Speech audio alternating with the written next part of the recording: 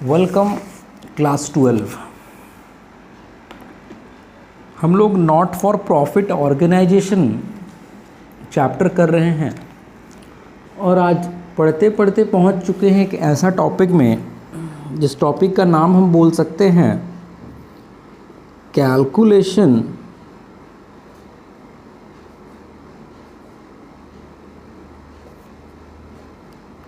For material consumed calculation for material consumed during the year।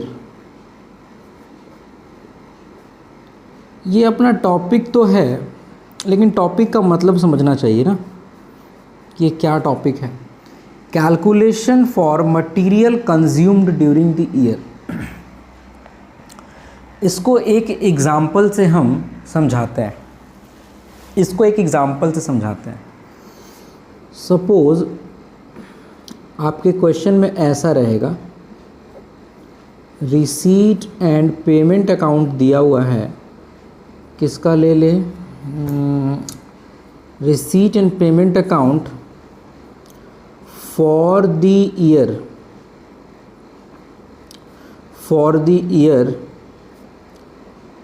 31 मार्च 18, मतलब 17-18 का ये receipt payment account दिया हुआ है।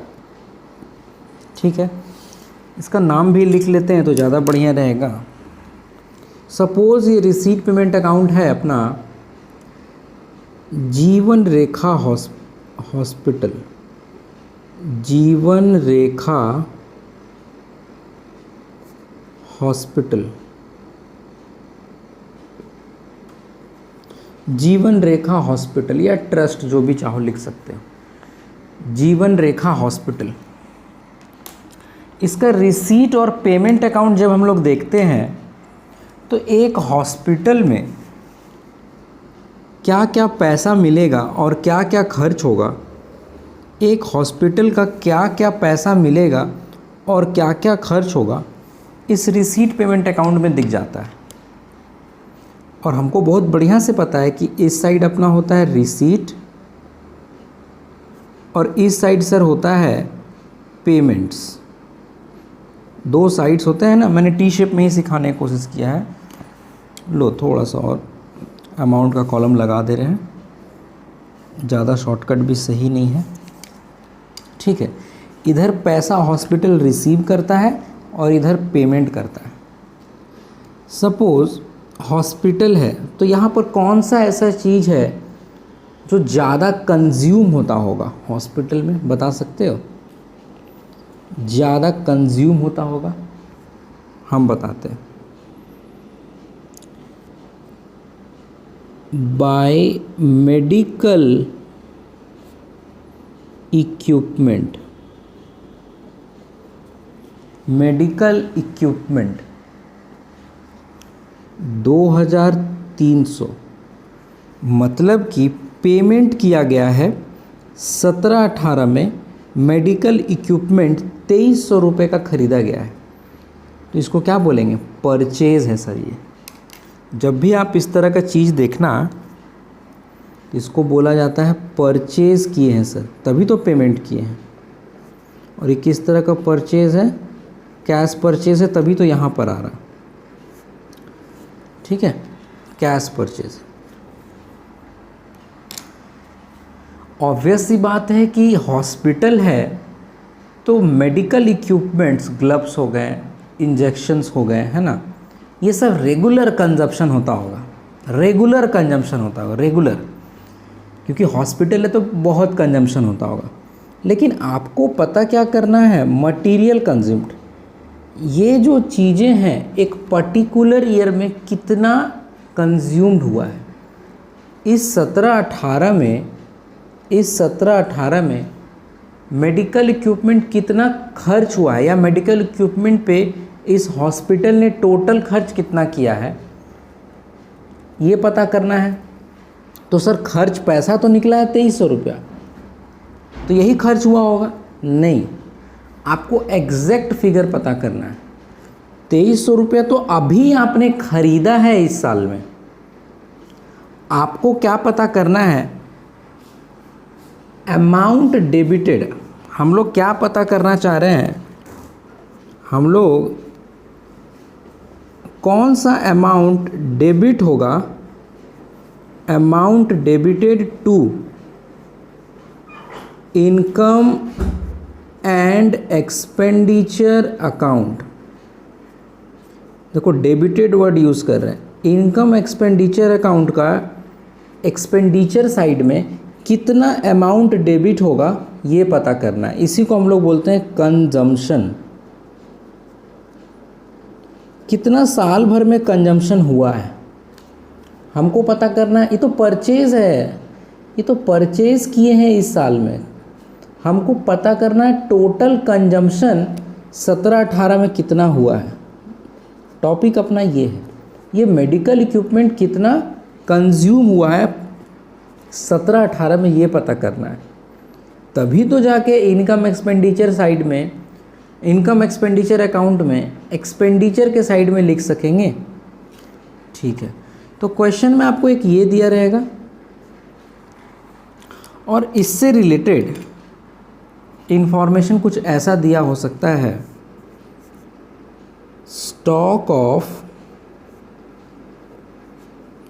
स्टॉक ऑफ मेडिकल इक्विपमेंट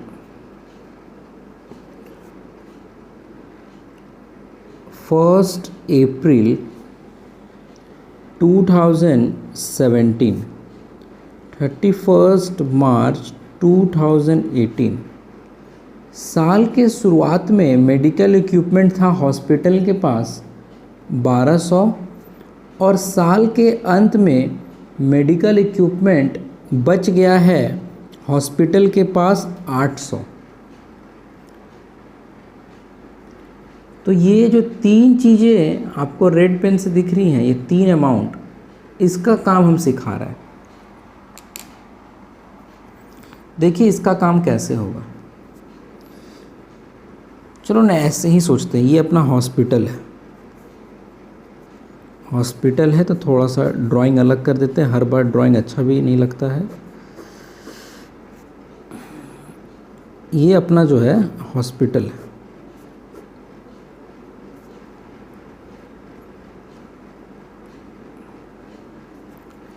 इस हॉस्पिटल में 1 अप्रैल 2017 को मेडिकल इक्विपमेंट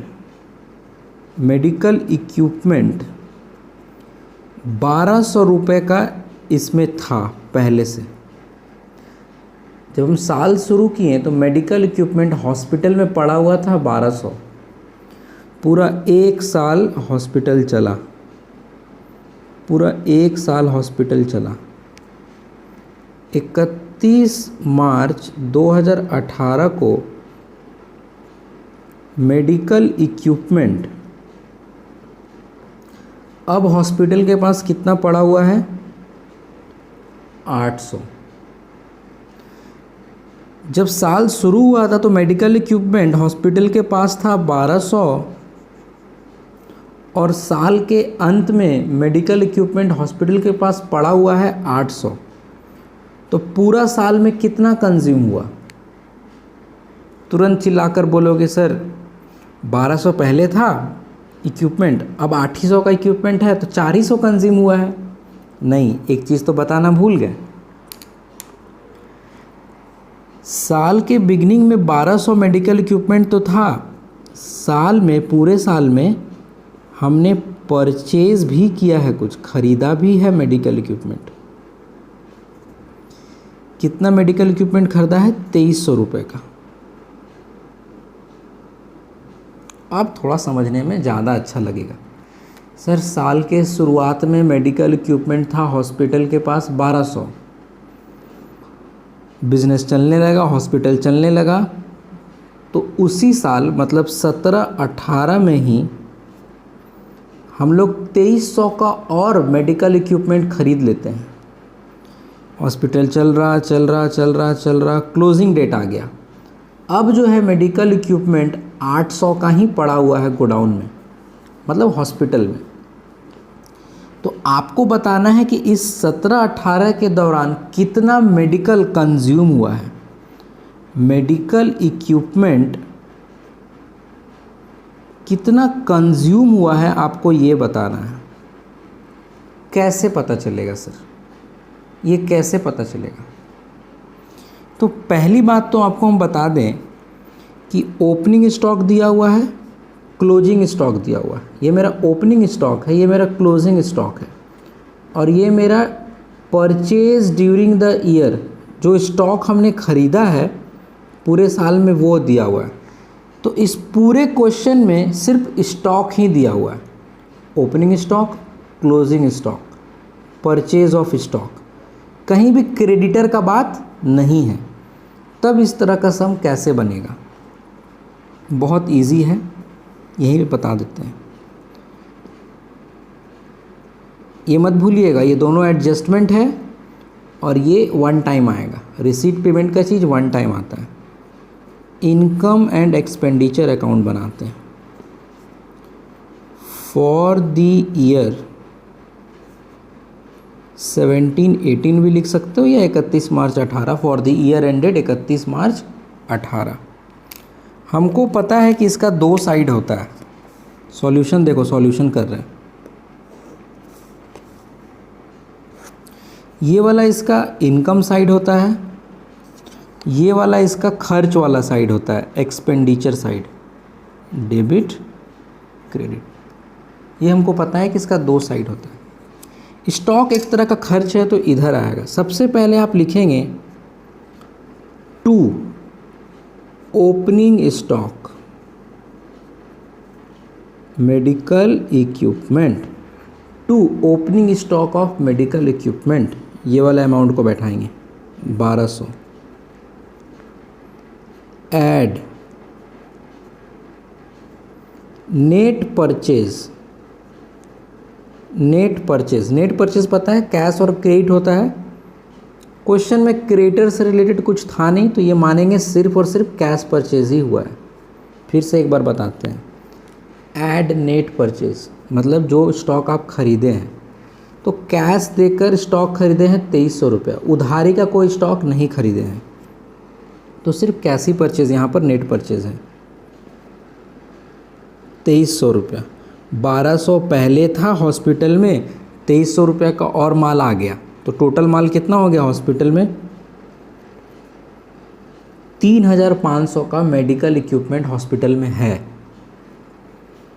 साल के अंत में, इसको एक बार टिक कर दे रहे हैं, 2300 बैठा दिए, तो साल के अंत में क्लोजिंग स्टॉक मेडिकल इक्विपमेंट, 3500 का मेडिकल इक्विपमेंट था हॉस्पिटल में, लेकिन साल के अंत में मात्र 800 का स्टॉक बचा हुआ है। तो कितना यूज़ कर लिया हॉस्पिटल? लेस कर देंगे, 3500 में 800, कितना यूज़ कर लिया? 2700। यही अपना आंसर है। कितना इजी है। इसी को बोलेंगे मेडिकल इक्विपमेंट कंज्यूम 2700 आंसर। 17-18 में 2700 मेडिकल इक्विपमेंट बस कंज्यूम हुआ है इस पर्टिकुलर ईयर में। एक बार फिर समझाते हैं। साल के शुरू में 1200 का इक्विपमेंट था, साल भर में 2300 का इक्विपमेंट खरीदें, और साल के अंत में स्टॉक में पड़ा हुआ है 800, तो 3500 का इक्विपमेंट था हॉस्पिटल में और अब मात्र 800 का पड़ा हुआ है। मतलब बाकी कहाँ गया? बाकी एक्सपेंडिचर की तरह खर्च हो गया। 2700 रुपये का खर्च हो गया इस पर्टिकुलर ईयर में। ठीक है, ये भी एक बार बैठा दिए, तो इसको भी टिक कर देते हैं। कोई दिक्कत? कोई दिक्कत नहीं। देखो, क्रेडिटर का कहीं इन्फॉर्मेशन नहीं है, सिर्फ और सिर्फ स्टॉक का इन्फॉर्मेशन है। ठीक है, ये तो 2 बार आना चाहिए। चलो बैठा देते हैं 2 बार। एक बैलेंस शीट एसेट साइड बैठेगा स्टॉक मेडिकल इक्विपमेंट। कौन सा बैलेंस शीट? ओपनिंग वाला, 1/4/2017 1200। और एक बैलेंस शीट में, कौन सा बैलेंस शीट, 31/3/18 वाला, क्लोजिंग वाला, स्टॉक मेडिकल इक्विपमेंट 800, 2 बार आ गया। एडजस्टमेंट 2 बार टिक होता है, 2 बार आ गया। तो हम लोगों ने क्या सीखा, बहुत छोटा सा क्वेश्चन था। हम लोगों ने क्या सीखा कि इस हॉस्पिटल ने पूरे साल में कितना का मेडिकल कंज्यूम किया है, खर्च किया है, ये हमको पता करना था। कितना इजी था क्वेश्चन। क्वेश्चन में क्या क्या दिया हुआ था, ओपनिंग स्टॉक दिया हुआ था, क्लोजिंग स्टॉक दिया हुआ था और कैश परचेज दिया हुआ था। Opening stock, closing stock, cash purchase of stock. तो जब ये 3 इन्फॉर्मेशन दिया रहे तो कितना इजीली बन जाता है।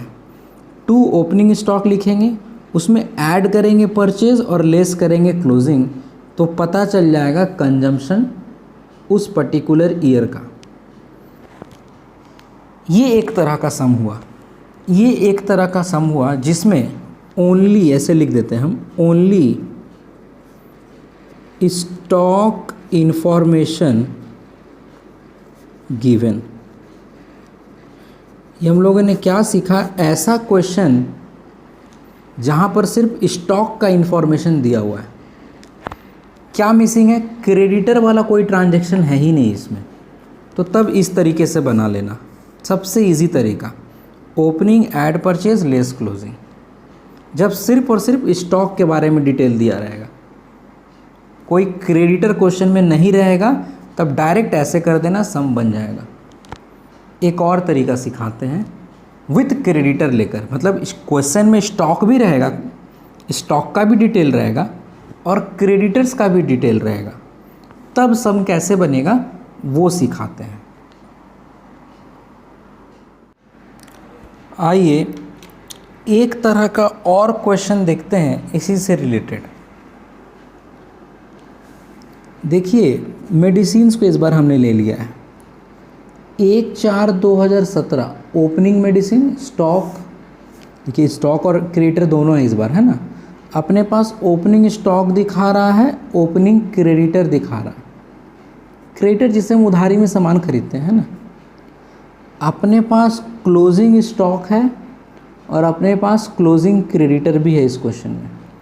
मतलब जिस क्वेश्चन में ओपनिंग क्लोजिंग दिया हो और स्टॉक और क्रेडिटर दोनों हो, साथ ही साथ क्या इन्फॉर्मेशन दिया हो, इसको रेड पेन से करते हैं, ये इंपॉर्टेंट है, ये मुझे सिखाना है। Stationery purchased during the year, ध्यान रहे ये पेमेंट नहीं है, पेमेंट रहता ये 75,000 तो यहाँ पर आता, ये 75,000 अगर पूरा पेमेंट रहता तो यहाँ पर आता, लेकिन रिसीट पेमेंट अकाउंट में नहीं आया है, बाहर में दिखा रहा है stationery purchase during the year 75,000 purchase किए हैं।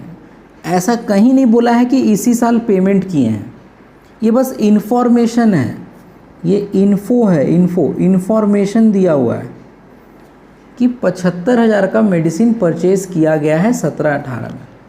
तो कहने का मतलब जिस क्वेश्चन में opening stock, opening creditor, closing stock, closing creditor और उसके साथ कौन सा इन्फॉर्मेशन दिया हो, स्टेशनरी परचेज्ड दिया हो, स्टेशनरी परचेज दिया हो, ध्यान रहे अमाउंट पेड नहीं, अमाउंट पेड रहता तो यहाँ आता, स्टेशनरी परचेज दिया हो, तब कैसे सॉल्यूशन होगा। तब जानते हो आपको एक क्रेडिटर अकाउंट बनाना आना चाहिए।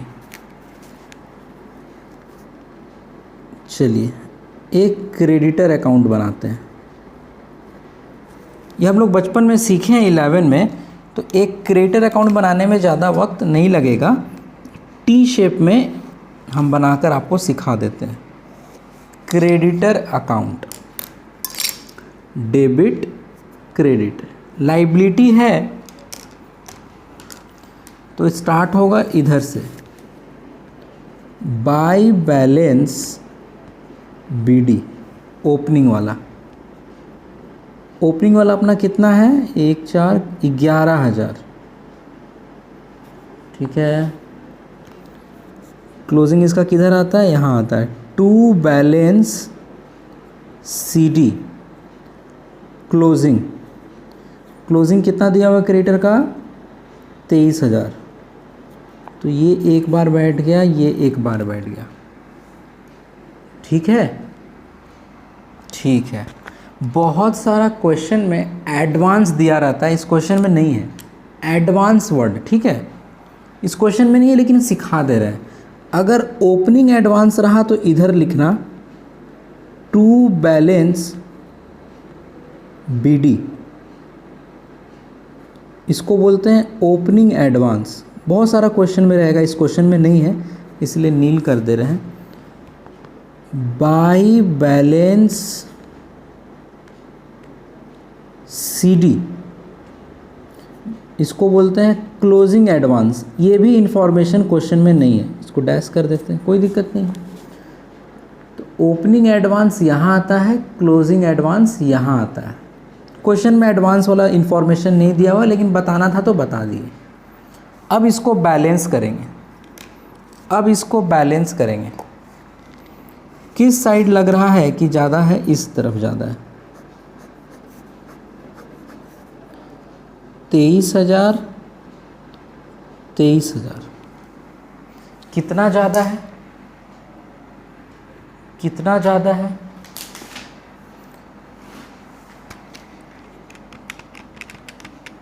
12,000।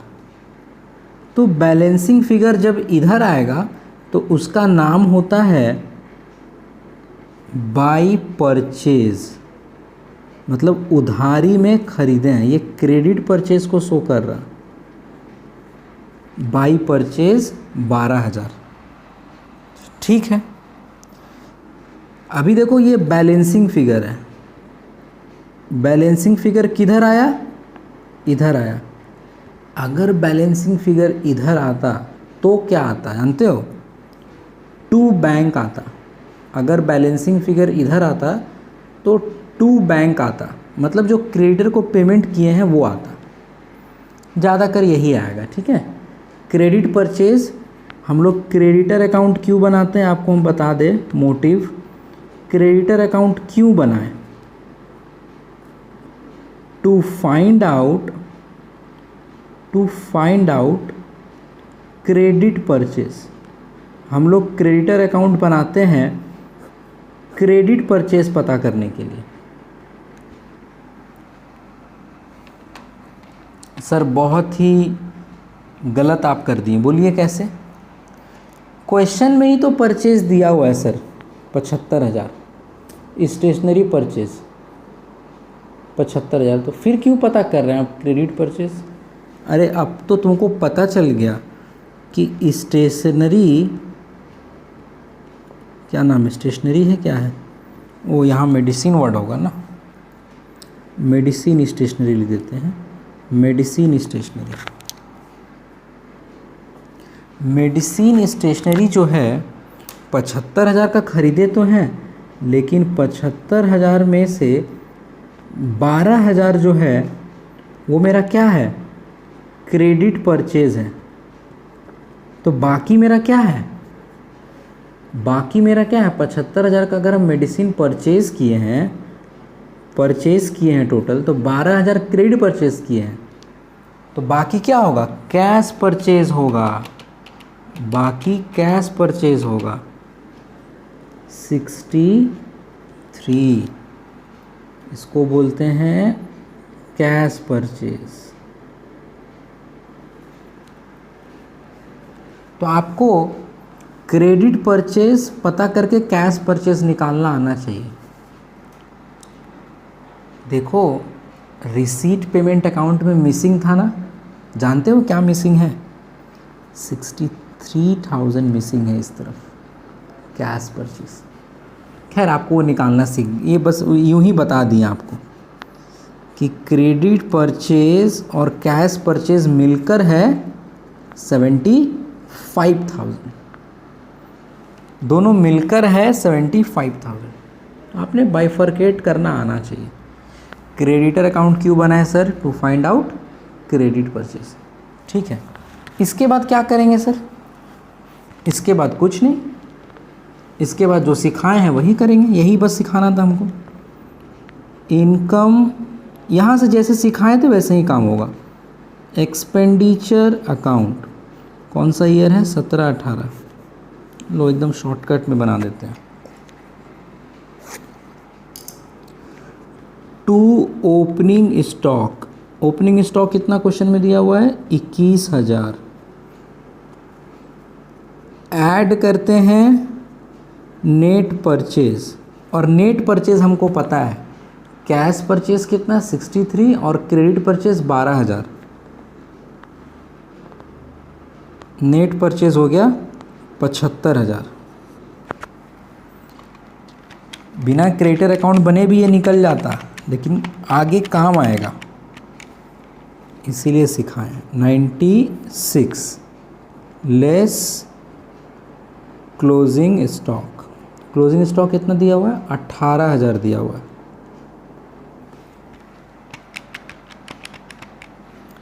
$78,000 is my consumption, is my expenditure for 17-18। चलो ये पुट हो गया, ये पुट हो गया, क्लियर।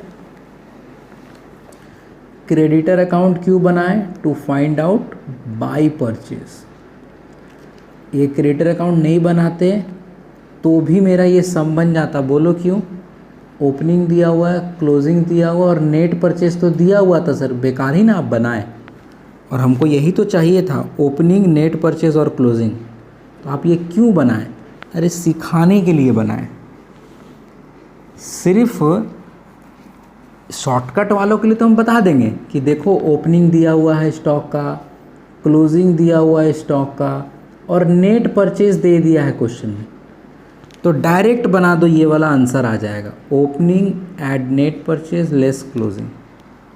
लेकिन ये हमको क्यों बनाना पड़ा, हमको इस 75,000 में बाइफर्केशन दिखाना था कि इस 75,000 में कितना कैश परचेज है और कितना क्रेडिट परचेज है। तो क्रेडिट परचेज हमको कैसे पता चलेगा, क्रेडिटर अकाउंट से पता चलेगा। Once we will get the credit purchase we can easily find out cash purchase. आगे फुल सम में बहुत काम आने वाला है ये चीज़, इसीलिए यहाँ पे सिखा दिए। कोई दिक्कत नहीं सर, अगर देखिए ध्यान से तो क्रेडिटर का ज़रूरत ही नहीं है, हम लोग खाली स्टॉक वाला वैल्यू लेके भी काम कर सकते हैं, बिल्कुल कर सकते हैं। ओपनिंग स्टॉक, क्लोजिंग स्टॉक और नेट परचेज, बस ये 3 अमाउंट लेकर भी आंसर आ जाता मेरा 78। वही हुआ भी है, opening add purchase less closing, creditor वाला कहीं यूज़ ही नहीं हुआ है। अरे सिखाए हैं, बस आपको ये पता करने सिखाए हैं, बाद में आएगा आपको मेरा याद कि ये क्यों सिखाए हैं। जब फुल सम बनाओगे तब आपसे हम पूछेंगे कि कैश परचेज निकाल के दिखाओ, तो तुम कैसे कैश परचेज निकालोगे, इसी तरीके से पहले क्रेडिट परचेज निकालोगे तो अपने आप बाइफर्केशन कर सकोगे। ये था टाइप 2। टाइप 2 में क्या सीखें सर, जहाँ पर स्टॉक का वैल्यू दिया रहेगा, क्रेडिटर्स भी साथ में रहेगा, और साथ ही साथ ध्यान रहे क्या दिया रहेगा, नेट परचेज दिया रहेगा। क्वेश्चन में जो दिया हुआ था वो नेट परचेज था। ये तीनों चीज़ गिवन था क्वेश्चन में, तब कैसे सॉल्यूशन होगा वो मैंने आपको बता दिया। ये 3 चीज़ का इन्फॉर्मेशन क्वेश्चन में जब दिया रहेगा तब कैसे सॉल्यूशन होगा वो मैंने आपको बता दिया। देखिए स्टॉक रिलेटेड इन्फॉर्मेशन है, हाँ जी है। क्रेडिटर रिलेटेड इन्फॉर्मेशन है, हाँ जी है। नेट परचेज दिया हुआ है, हाँ जी है। तो जब इतना इन्फॉर्मेशन दिया रहेगा तब काम कैसे करना है वो हमने आपको सिखा दिया, और इसको बना दिया मैंने टाइप 2। होप सो आपको ये समझ आ गया होगा। चलिए एक टाइप 3 सिखाते हैं। टाइप 3 में क्या सिखाने वाले हम बता देते हैं। वहाँ पर स्टॉक का भी इंफॉर्मेशन दिया रहेगा, क्रेडिटर का भी इंफॉर्मेशन दिया रहेगा, लेकिन क्या नहीं दिया रहेगा, ये नहीं दिया रहेगा। जानते हो वहाँ क्या दिया रहेगा, अमाउंट पेड दिया रहेगा, मतलब ये वाला इंफॉर्मेशन दिया रहेगा। तब काम कैसे करना है तो टाइप 3 सीखते हैं। चलिए आइए देखिए, टाइप 3 देखते हैं हम लोग। ये टाइप 3 क्या है इसको समझते हैं। इस क्वेश्चन में देखिए, ओपनिंग स्टॉक क्लोजिंग स्टॉक दिया हुआ है, क्रेडिटर का ओपनिंग भी दिया हुआ है, क्रेडिटर का क्लोजिंग भी दिया हुआ है, और इसके साथ एक इंफॉर्मेशन दिया है रिसीट पेमेंट अकाउंट में, पेमेंट साइड में दिखा रहा 5780। मतलब सर पिछले बार की तरह ही सेम क्वेश्चन है, बस ये वाला अमाउंट दिया हुआ है। और पिछले बार क्या दिया हुआ था? नेट परचेज दिया हुआ था। पिछला क्वेश्चन में नेट परचेज दिया हुआ था और इस क्वेश्चन में नेट परचेज है नहीं। लेकिन ये क्या है सर? अरे यही तो है, कैश परचेज। मतलब आपको क्वेश्चन में कैश परचेज दे दिया, रिसीट पेमेंट अकाउंट, पेमेंट कर रहे हैं 5780 इस पर्टिकुलर में, तो ये मेरा क्या है? कैश परचेज है। ये मेरा कैश परचेज है। हमने इस साल में कैश परचेज किया 5780। क्या फ़र्क है पिछला क्वेश्चन में और इस क्वेश्चन में? क्या फ़र्क है? कुछ फ़र्क नहीं। पिछला क्वेश्चन में ये सब सेम था, हाँ सेम था सर। पिछला क्वेश्चन में नेट परचेज दिया हुआ था और इस क्वेश्चन में सिर्फ और सिर्फ क्या दिया है? कैश परचेज दिया है। तो क्या करेंगे सर? करेंगे क्या? कैश परचेज हम लोग को दिया है तो क्यों ना क्रेडिट परचेज पता कर लें। जैसे ही क्रेडिट परचेज हमको मिल जाएगा, कैश परचेज और क्रेडिट परचेज को हम ऐड कर देंगे तो नेट परचेज पता चल जाएगा। तो चलिए क्रेडिट परचेज पहले पता करते हैं using creditor account.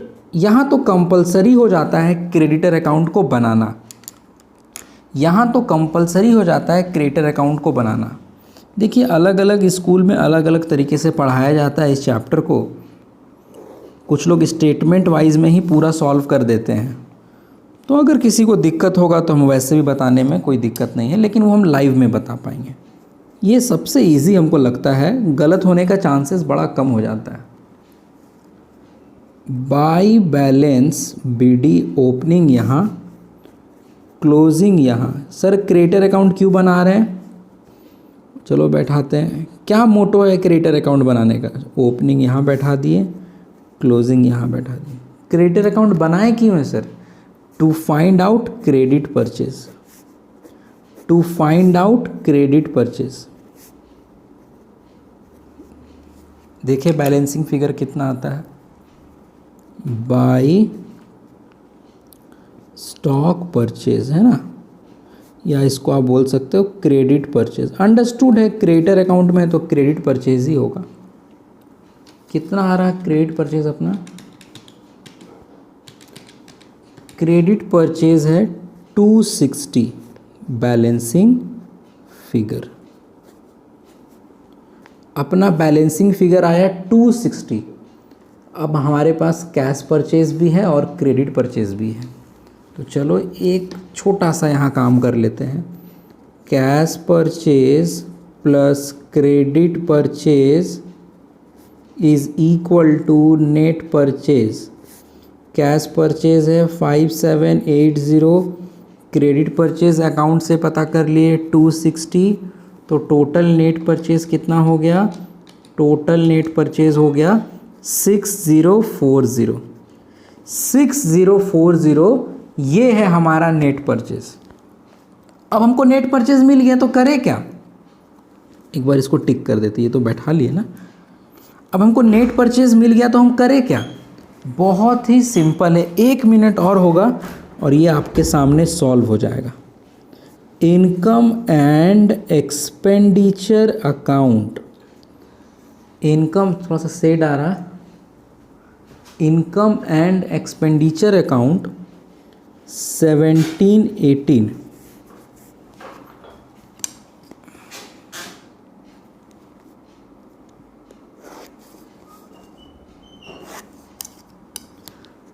To opening stock कितना है? 2600। ऐड नेट परचेज पता किए 6040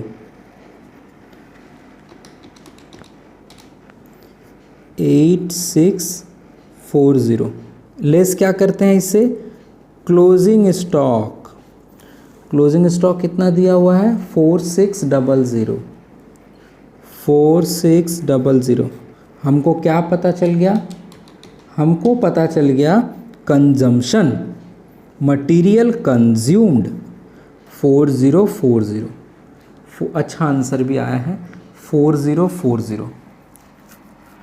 क्या है इस टाइप 3 में, इस टाइप 3 में आपको नेट परचेज ना देकर कैश परचेज दिया था क्वेश्चन में, आपको नेट परचेज ना देकर कैश परचेज दिया था क्वेश्चन में।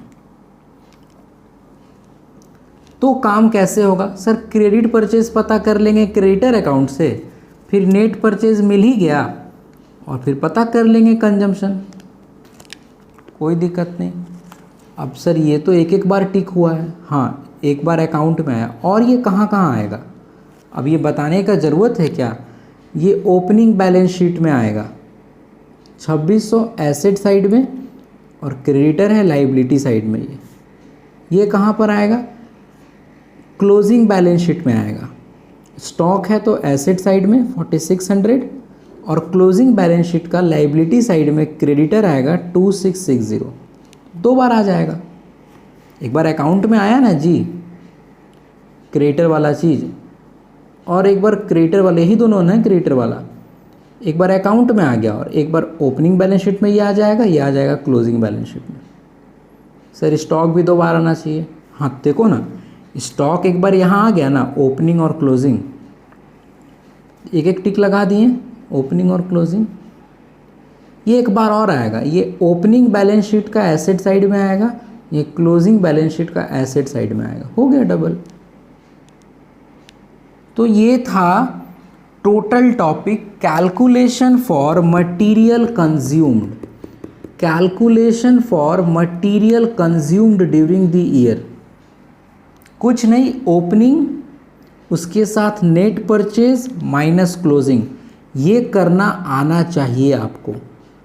ये यहाँ अगर आप पहुँच गए, ये नेट परचेज पता कर लिए, ओपनिंग स्टॉक दिया रहता है, क्लोजिंग स्टॉक दिया रहता है, जो झमेला है आपको नेट परचेज पता करने में, उसके बाद तो ये काम आपको आता ही है। क्वेश्चन में कैश परचेज दिया था तो क्रेडिट परचेज क्रेडिटर अकाउंट से निकल गया। ये था टाइप 3। होप सो आप लोग को ज़्यादा अच्छा से समझ में आया होगा। अलग अलग तरीका है, कुछ लोग क्रेडिटर अकाउंट और स्टॉक अकाउंट बनाकर सिखाते हैं, कुछ लोग स्टेटमेंट में ही सारा कुछ सिखा देते हैं, लेकिन हम प्रेफर करते हैं क्रेडिटर अकाउंट और थोड़ा सा स्टेटमेंट अकाउंट। चाहते तो हम क्रेडिटर अकाउंट और स्टॉक अकाउंट बना के भी काम कर सकते थे, लेकिन किसी एक सर को फॉलो करो जिनको आपको समझ में आता है। आपके स्कूल वाले टीचर का अगर आपको ज़्यादा समझ में आ रहा है तो आप उनको फॉलो करो। मेरे कहने का मतलब है कंसेप्ट होना चाहिए बढ़िया से क्लियर। चाहे कोई भी टीचर को आप एक फॉलो करो, सम तो बनेगा ही बनेगा, क्लियर, सम तो बनेगा ही बनेगा। आपको लगता है कि एनपीओ में हमको इन सर को फॉलो करना है तो इनको फॉलो करेंगे, बस आप देखो कि आपको किनका समझ में आया, क्लियर। तो ये था टाइप 3। टाइप 1 और टाइप 2 आपको क्लियर हो गया। टाइप 2 में नेट परचेज दिया था और टाइप 1 सिर्फ और सिर्फ, इधर आते हैं, टाइप 1 कहाँ था, टाइप 1 में सिर्फ और सिर्फ स्टॉक का वैल्यू दिया। तो खैर ये बाइफर्केशन करना आपको खुद आ जाएगा। चलिए ठीक है।